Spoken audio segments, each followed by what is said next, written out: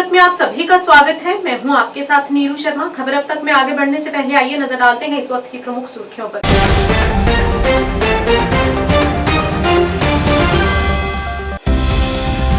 भाजपा ने आज कहा कि जम्मू कश्मीर से अनुच्छेद 370 हटाए जाने से पहले यहां की महिलाओं को अपने अधिकारों के लिए कड़ा संघर्ष करना पड़ा, लेकिन मोदी सरकार के कार्यकाल में महिलाएं सशक्त। भाजपा उम्मीदवार को चुनने के लिए विक्रम रंधावा का स्थानीय लोगों ने किया सार्वजनिक अभिनंदन।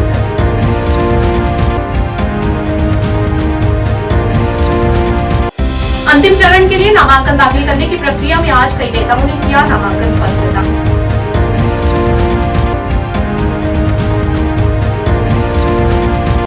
और सिटी पैलेस जम्मू में आज विधानसभा जम्मू ईस्ट कांग्रेस प्रत्याशी नियुक्त होने पर कांग्रेस कार्यकर्ताओं ने योगेश साहनी का किया हार्दिक अभिनंदन और उनके लिए बधाई।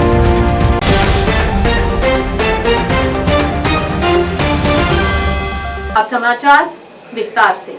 बीजेपी ने आज कहा कि जम्मू कश्मीर से अनुच्छेद 370 हटाए जाने से पहले यहां की महिलाओं को अपने अधिकारों के लिए कड़ा संघर्ष करना पड़ा था और अपने राज्य विशेष के लिए उन्हें दर दर की ठोकरें खानी पड़ी। आज जम्मू में एक पत्रकार वार्ता को संबोधित करते हुए पूर्व मंत्री प्रिया सेठी ने कहा कि प्रधानमंत्री नरेंद्र मोदी ने जो फैसला लिया है उससे यहां की महिलाओं और उनके बच्चों को सारे अधिकार मिल गए हैं। उन्होंने महिलाओं और लड़कियों के लिए केंद्र द्वारा शुरू की गई योजनाओं के बारे में भी जानकारी दी। उन्होंने महिलाओं को सशक्त बनाने के लिए भाजपा के घोषणा पत्र का भी जिक्र किया। 70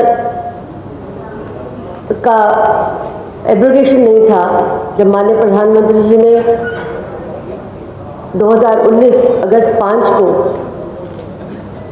370 को एब्रोगेट किया, तो कहीं ना कहीं एक सम्मान जो है, एक डिग्निटी के साथ जीने का अगर किसी को मान सम्मान मिला तो वो महिला शक्ति को मिला। हमने वो समय भी देखा जब महिलाएं 370 जब था उस समय कैसे अपना स्टेट सब्जेक्ट बनाने के लिए आती थी। और एक सुशीला साहनी का एक केस मैं आपको बताना चाहूँगी इसके अंदर कि किस तरह से जब उसको नौकरी का आवेदन मिला, नौकरी ज्वाइन करने की बात कही गई, तो उसको ये कहा गया कि नहीं, तुम यहाँ पर नहीं रहती, तुम बाहर रहती हो, इसीलिए तुम्हें हक नहीं है यहाँ पे नौकरी लेने का। यहाँ की बेटी, यहाँ की बच्ची, और अगर वो बिहार के बाहर चली जाती है तो उसका हकूक, उसका जो उसका हक है, उसकी डिग्निटी है, उसका जो कॉन्स्टिट्यूशनल राइट है, उससे अगर वंचित किया तो ये एनसी, कांग्रेस और पीडीपी की सरकारों ने किया, ये 70 साल किया। उसने कोर्ट का दरवाज़ा खटकाया, उसके बाद भी उसको कोर्ट के दरवाजे खटकाने के बाद भी यहाँ पर उसको तो राइट मिल गया स्टेट सब्जेक्ट का, लेकिन उसके बच्चों को जो है वंचित किया गया। ये कहीं ना कहीं अन्याय जो है हमारी नारी शक्ति के साथ, हमारी महिला शक्ति के साथ 70 साल होता रहा। अगर सही सशक्तिकरण कहीं किया गया तो माननीय प्रधानमंत्री श्री नरेंद्र भाई मोदी जी ने 370 को जब एग्रीवेट किया तो हमारी नारी शक्ति, हमारी महिला को सम्मानित महसूस किया। और यही नहीं, सम्मानित ही नहीं, उसके बच्चों के जो हुकूक थे, उसके जो राइट्स थे, जो उसको कॉन्स्टिट्यूशन देता है, उसको कहीं ना कहीं अगर सशक्त करने की कोशिश की तो माननीय प्रधानमंत्री जी ने एब्रोगेशन ऑफ आर्टिकल 370 के बाद हुआ।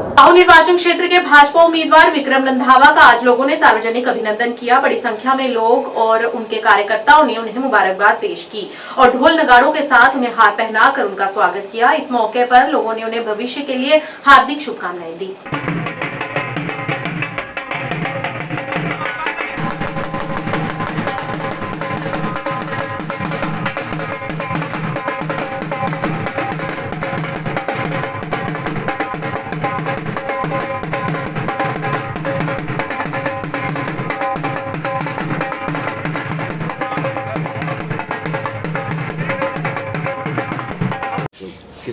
देखिए, मेरा प्रदेश का नेतृत्व, केंद्रीय नेतृत्व, जिनके लिए मैं आभारी हूं कि कार्यकर्ताओं में से किसी कार्यकर्ताओं को चुनाव लड़वाना, वो भी विधानसभा का, ये केवल मात्र पद्धति भारतीय जनता पार्टी में ही है।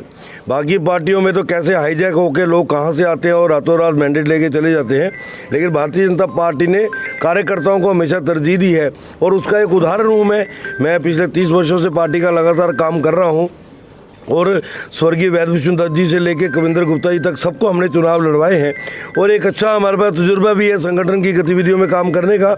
और मुझे लगता है कि बाऊ विधानसभा क्षेत्र के कार्यकर्ताओं की एक चॉइस भी थी, एक उनकी इच्छा भी थी कि हमारे बीच में से हमारा ही कोई कार्यकर्ता चुनाव लड़े।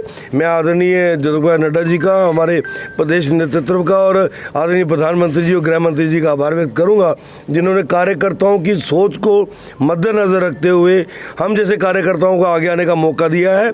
मैं उनको यकीन दिला देना चाहता हूं कि कार्यकर्ताओं की मेहनत के बलबूते पे पूरी विधानसभा क्षेत्र के अंदर हर पोलिंग बूथ पे कमल खिलेगा और ये सीट हम भारी मतों से जीत के आदरणीय प्रधानमंत्री जी की झोली में डालेंगे।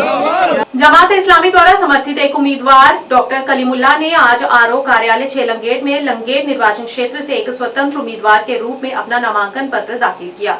उन्होंने इस बात पर जोर दिया कि जमात इस्लामी एक लोकतांत्रिक संगठन है और उल्लेख किया कि 2008 में चुनावों में भाग लेने के बारे में जमात इस्लामी के भीतर एक आंतरिक बहस हुई थी, लेकिन ऐसा करने के लिए सरकार द्वारा उनसे संपर्क नहीं किया गया था।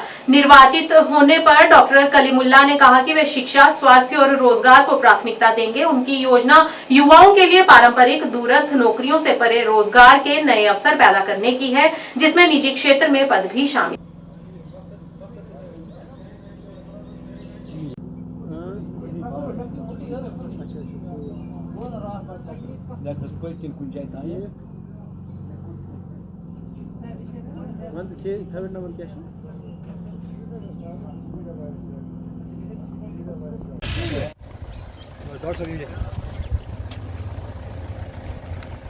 एक सेक्टर है एजुकेशन, जहाँ पे बहुत ज़्यादा जिसको एक्सप्लॉइट किया गया है और एक नई पॉलिसी जो लाई गई थी नेप, वो भी बिल्कुल उतनी उस लेवल की नहीं है जो स्ट्राइक कर सकते हैं, दुनिया के लोगों को अपील कर सकते हैं।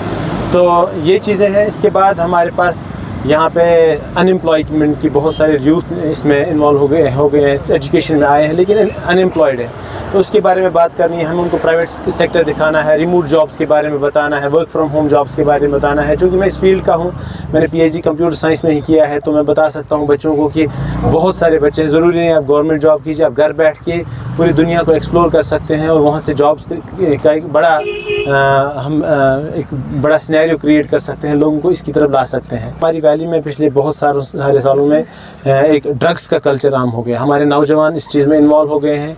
तो ड्रग्स का नेक्स्ट स्टेज होता है कि जब ये मिलना कम हो जाता है तो क्राइम्स बढ़ जाते हैं, तो हमारी बच्चियां बाहर नहीं निकल पाएंगी, बच्चे बाहर नहीं निकल पाएंगे। तो हमें इस चीज़ को चेक करना पड़ेगा। और इसके बाद एक इम्पॉर्टेंट चीज़ है जिसको हम एड्रेस करेंगे कि यहाँ पे एक बैंड ऑर्गेनाइजेशन है जमात इस्लामी, उसके बारे में पिछले 7 साल में किसी ने बात नहीं की है। उनके 450 स्कूल्स हैं, उनके बारे में बात नहीं की है, जहाँ पे 2.5 लाख से ज़्यादा बच्चे पढ़ते हैं।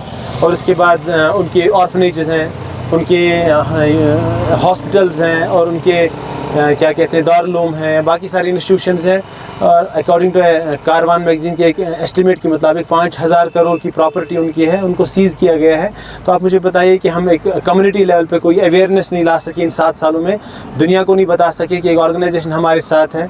दुनिया के बहुत सारे मुल्कों में इस ऑर्गेनाइजेशन के पढ़े आए, स्कूलों में पढ़े हुए बच्चे आजकल है, यूरोप में है, अमेरिका में है, साइंटिस्ट है, डॉक्टर्स हैं। इन लोगों के बारे में हमें बात करनी है। और वो छोटे बच्चे जो 12 साल 15 साल के हैं, उनके मुस्तकबिल को ख़त्म किया गया है, उनको बुक किया जाता है, जुवेनाइल जेल्स फुल हो गई हैं। उन्हें एक मास एमनेस्टी एक बार दी जाए, उनको उनके बारे में कोई बात करे, उनकी लोकल कॉन्स्टिट्यूंसी का उनका एमएलए उनके बारे में कहे कि मैं इनके बदले आपसे ये कहता हूँ कि ये लोग अभी मासूम बच्चे हैं, इनको एक चांस दिया जाए, इनको काउंसिल किया जाए। यही सारे मुद्दे हैं जो डेवलपमेंट के रिलेटेड होंगे और ये सारे जो ह्यूमैनिटेरियन इशूज़ हैं इनको रेज़ करने की ज़रूरत। खालिफ इस इलेक्शन में 1 महीने के लिए, तो हम इस कॉन्स्टिट्यूंसी में रहने वाले सभी लोग एक जैसे हैं, तो मैं वेलकम करता हूं कि वो लोग लड़ रहे हैं और वो भी मुझे वेलकम करने चाहिए। मैं उनसे कहता हूं, मेरा उनके लिए मैसेज ये है कि we are fighting this election, we are not fighting, I can say we are contesting this election.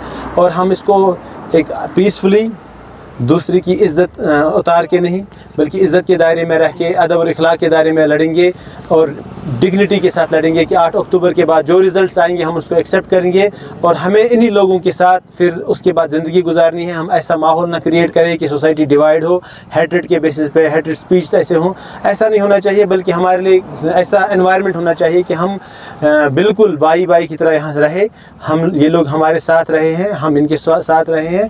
तो सोसाइटी को हम डिवाइड नहीं करने चाहिए। तो ये मेरा मैसेज उन सब पॉलिटिकल पार्टीज़ के लिए। हराम हलाल का फतवा तो मुझे लगता है हमारे उलमा ही दे सकते हैं, ना तो मैं कोई आलिम हूँ ना उमर साहब। तो ये हम अपने उलमा पे रखते हैं कि वो हलाल हराम के फतवा दें, तो मुझे इसके बारे में इससे ज़्यादा बात नहीं करनी है। 87 के बाद 96 में भी जमात ने कोशिश की थी कि हम इलेक्शन लड़े, लेकिन जमात के 2500 से ज़्यादा लोगों को शहीद किया गया था जो मेंबर्स थे, 1000 से कम उनकी तादाद रह गई। तो जमात इस पोजीशन में नहीं थी कि इलेक्शन लड़ती, तो उनका ग्राउंड का पूरा जो कैडर था वो ख़त्म हो चुका था। तो इसके बाद 2002 और 2008 और 13 के इलेक्शंस में एक डिबेट इंटरनल चला था कि हमें इलेक्शन में पार्टिसिपेट करना चाहिए था, इंटरनल डिबेट चला था, बट कन्विंस नहीं कर पाई जमात। एक डेमोक्रेटिक ऑर्गेनाइजेशन है, शूरा का फैसला नहीं था, लेकिन उसमें ये भी था कि अगर हम जमात एक पावरफुल अपोनेंट के या पावरफुल पॉलिटिकल फ्रंट की तरह सामने आई थी 87 में, लेकिन उस फ्रंट को कभी गवर्नमेंट ने अप्रोच उसके बाद नहीं किया। उन्हें नहीं बताया गया कि हम कॉन्फिडेंस बिल्डिंग मेजर्स नहीं किए गए, तो जिसकी वजह से जमात को उसका एतमाद कम था। वो एक रिलीजियस और सोशल ऑर्गेनाइजेशन रही थी, पॉलिटिकल फ्रंट उन्हें बिल्कुल छोड़ दिया था। लेकिन 19 के बाद जब जमात के लोगों ने बात की बैन को लिफ्ट कराने के लिए, उसमें ये पॉइंट्स आए, उनको एक कॉन्फिडेंस दिया गया कि अब की बार जो है ये रिगिंग्स नहीं होंगी, जिसका मैंडेट होगा उसको दिया जाएगा। वो हमने फ्री एंड फेयर एनवायरनमेंट में देखा, पार्लियामेंट इलेक्शन में हुआ। तो हम एक्सपेक्ट करते हैं कि ऐसा हो। अभी हम इंडिपेंडेंट कैंडिडेट्स कुछ 8-9 जिनको जमात बैक कर रही है, अगर जमात को लगे इसके बाद कि एक अच्छा एनवायरनमेंट क्रिएट हुआ है, रिजल्ट्स उन्हीं के लिए आ रहे हैं जो कॉन्टेस्ट कर रहे हैं और जिनकी पोजीशन ग्राउंड में अच्छी है, तो जमात इसके लिए आगे भी सोचेगी, अच्छे तरीके से सोचेगी, एज एन ऑर्गेनाइजेशन भी इसके बाद आ सकती है मे बी। विधानसभा जम्मू पूर्व कांग्रेस प्रत्याशी नियुक्त होने पर कांग्रेस कार्यकर्ताओं ने योगेश साहनी का सिटी पैलेस जम्मू में स्वागत किया। इस मौके पर उनके समर्थकों ने पार्टी हित में नारे लगाए और उन्हें भविष्य के लिए शुभकामनाएं दी। योगेश साहनी ने कहा कि जम्मू कश्मीर के लोगों का विकास यदि कोई कर सकता है तो वह निश्चित रूप से कांग्रेस पार्टी ही है। लोगों का पार्टी पर विश्वास अटूट है और जीत अवश्य होगी।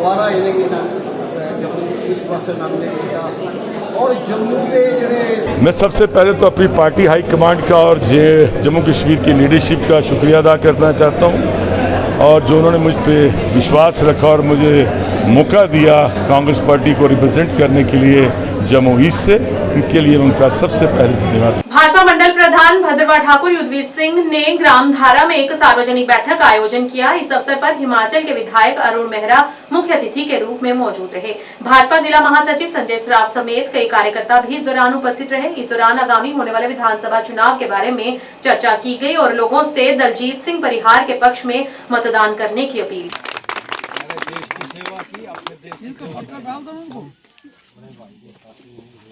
अभी इन्होंने ज्वाइन करना है, हाँ तो फिर डालेंगे आपको बहुत बहुत बधाई।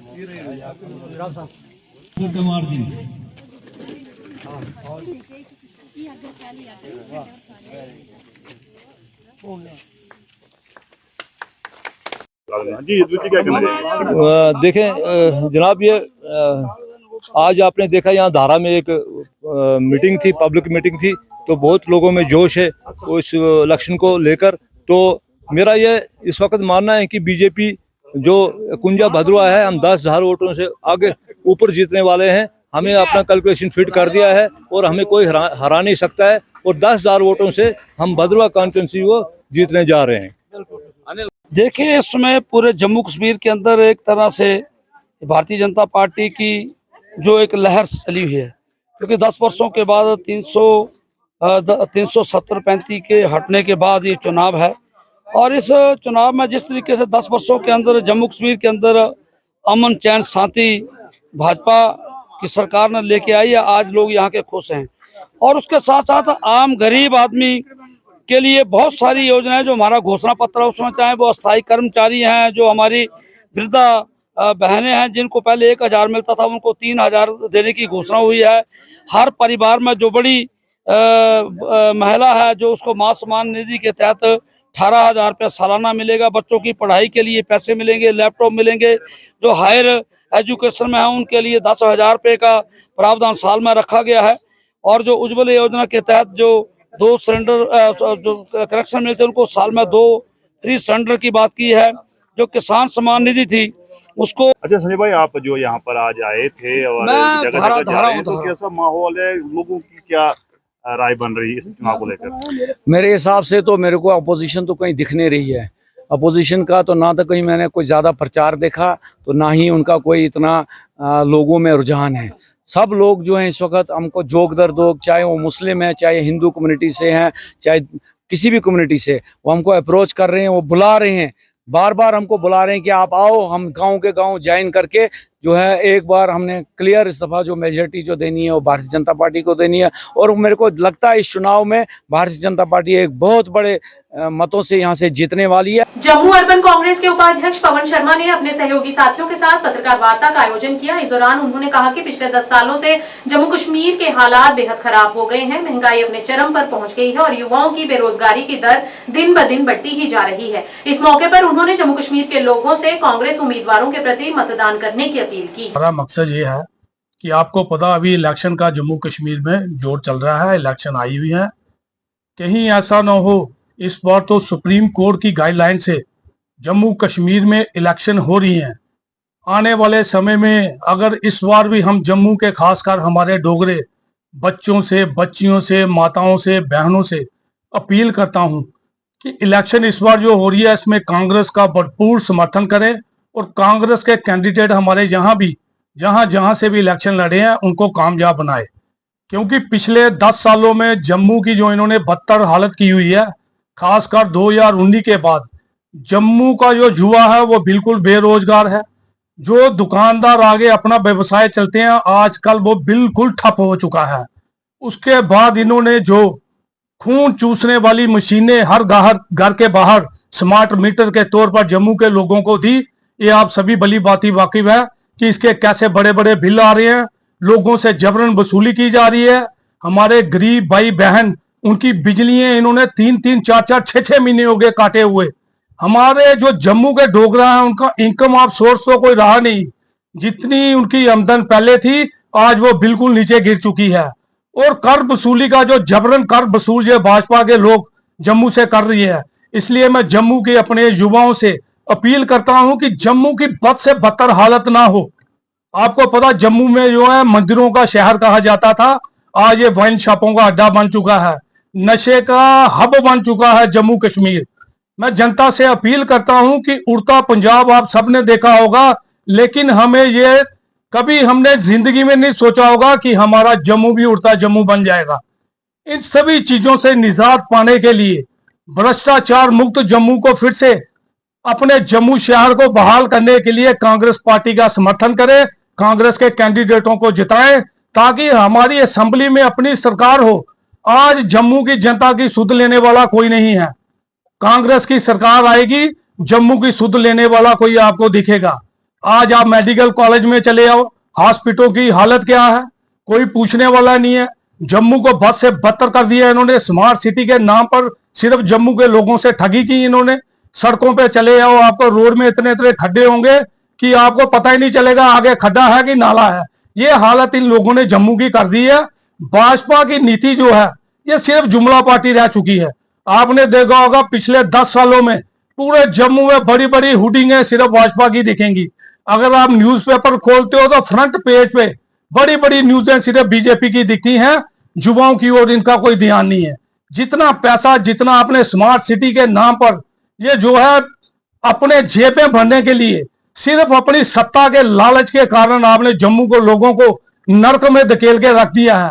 मैं जम्मू की जनता से खासकर अपने डोगरे युवाओं से अपील करता हूं कि कांग्रेस को समर्थन करें, कांग्रेस को कामयाब बनाएं। ये स्टेट जो है हमारी राजा हरि सिंह जी की देन है। आपने देखा होगा आज सुबह मैं देख रहा था श्राइन बोर्ड में, श्राइन बोर्ड वालों ने यह किया अभी नया मुद्दा कि माता वैष्णो देवी के हम दर्शन करने जाते थे, वो महाराज गुलाब सिंह जी ने उस भवन को निर्माण किया था। आज उनकी जो फोटोएं जहां मंदिरों में लगी हुई थी वो भी उतारने का काम इन श्राइन बोर्ड वालों ने किया है। इस जो सरकार है इसकी मंशा सिर्फ जम्मू के लोगों को लूटना है और नरक में फेंकना है।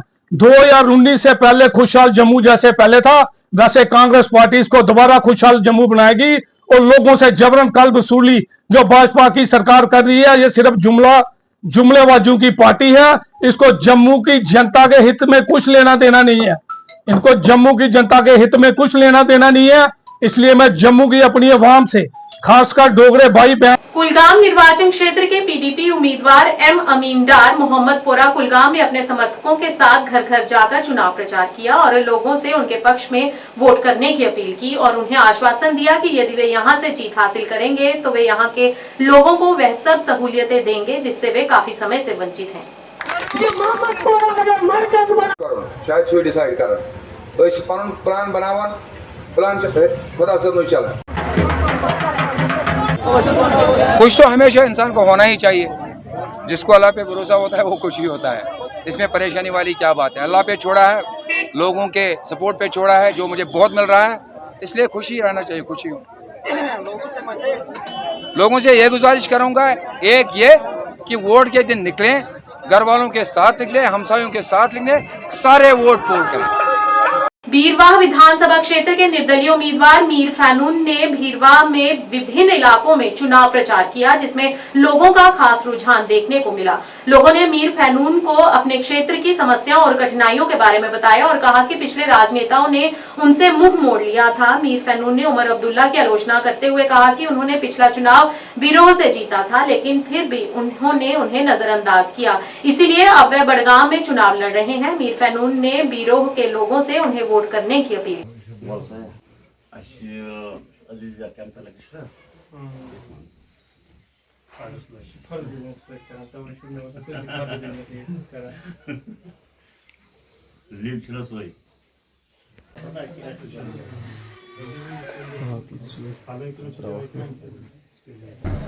तो आप डोर टू डोर जा रहे हैं, तो कैसा रुझान मिल रहा है लोगों का? जी बहुत अच्छा रुझान मिल रहा है, बहुत पॉजिटिव इम्पैक्ट पड़ा है यहाँ पर लोगों को। हमारे आने से लोग आगे बढ़ रहे हैं, कदम बढ़ा रहे हैं। वो उस तरह नहीं जाना चाहते जो पिछली सियासतदान यहाँ पर रह चुके हैं, उनके पीछे अब कोई जाना नहीं चाहता। फैनून साहब उमर अब्दुल्ला पे क्या रिएक्ट करना चाहते हैं, क्योंकि यहाँ से इस बार वो नहीं लड़ रहे हैं, वो बड़गाम चले गए? जी ये अपने में ही एक जवाब है, वो बड़गाम क्यों चले गए लड़ने के लिए। अगर ऐसे कुछ काम किए होते बीरवा से तो आज उनको बड़गाम जाने की ज़रूरत नहीं पड़ती।